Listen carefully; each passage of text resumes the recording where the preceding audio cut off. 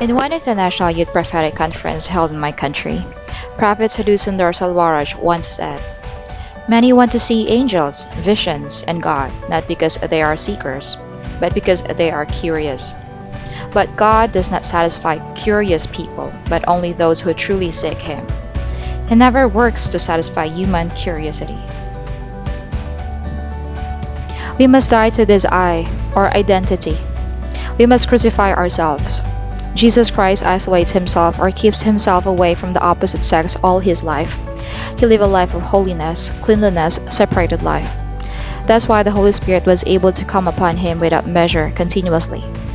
This is where crucifying yourself come from until you say, "This is no longer I that liveth." That I does not live for you anymore. If you're honest with your naked heart before God, you'll have that tendency to want to be recognized and be accepted by others. Why do you feel like that? It's because of that I that's inside of you, so you must die to that I. If not, you can't come to these powers of the age to come. You must die, or that power can destroy you. You must live with total humility, implicit obedience, unwavering faith, and totally surrendered, dedicated light of purity and holiness. Every nation has its heroes like Benny Hinn or Billy Graham, but when I look for heroes in the last days, I see nobody, and the Lord told me, "In the last days I will use nobodies like children, handmaiden, and servants."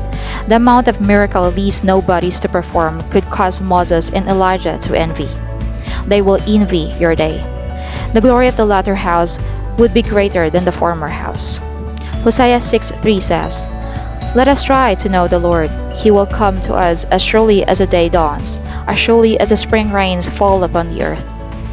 Self must die in order to walk in the powers of the age to come. If not, you'll be conscious of yourself. The Holy Spirit cannot fill you. You must lose yourself, your identity. The primary foundation to be full of the Holy Ghost is to lose yourself, your identity. So Christ is all and in all.